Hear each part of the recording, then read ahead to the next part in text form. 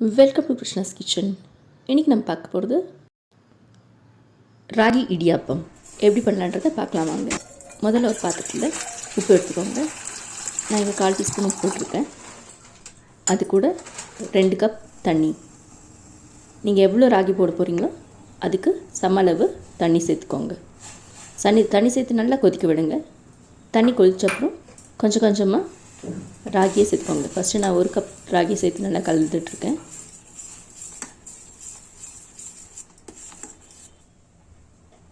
இப்போ 2வது கப் சேர்த்துருக்கேன். நல்லா சேர்த்து லோ ஃப்ளேமில் வச்சு நல்லா கலருங்க. இப்போ கலந்தப்புறம் ஸ்விட்ச் ஆஃப் பண்ணிவிட்டு அதை இன்னொரு பவுலில் மாற்றிக்கோங்க. ஏன்னா அது சூடாக இருக்குன்றதுனால இன்னொரு பவுலில் மாற்றி கொஞ்சம் ஆற விட்டப்புறம் நல்லா பிசைஞ்சிக்கோங்க. இப்போ சப்பாத்தி பதத்துக்கு வரும், கையில் ஒட்டாமல் வரும். இதுதான் சரியான பதம். ஒரு முறுக்கு பிழியறது எடுத்துக்கோங்க.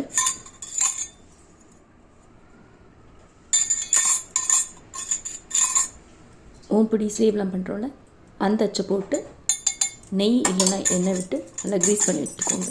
எண்ணெயில் நெய்யை நல்லா தடவிக்கோங்க உள்ள.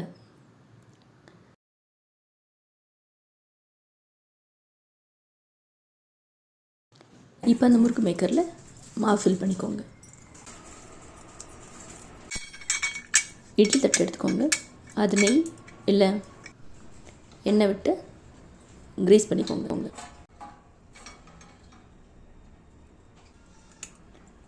ஒன்று மேலே ஒன்று ஜாஸ்தியாக ஓவர்லாப் ஆகாத மாதிரி பிழிஞ்சிக்கோங்க.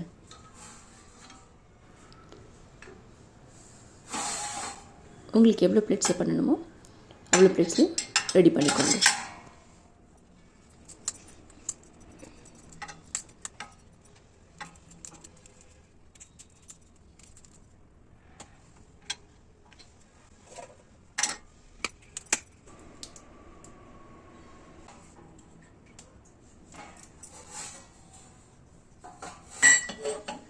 இட்லி வேக வைக்கிற மாதிரி ஸ்டீம் பண்ணி எடுத்துக்கோங்க.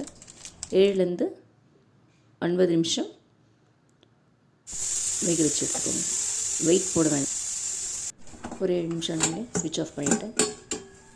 பாருங்கள், ரெடி ஆகிடுச்சு. இதை சுவையான தேங்காய் பாலோடு சாப்பிடலாம். இந்த வீடியோ உங்களுக்கு பிடிச்சிருந்தா லைக் பண்ணுங்கள், ஷேர் பண்ணுங்கள், கமெண்ட் பண்ணுங்கள். தேங்க்ஸ் ஃபார் வாட்சிங்.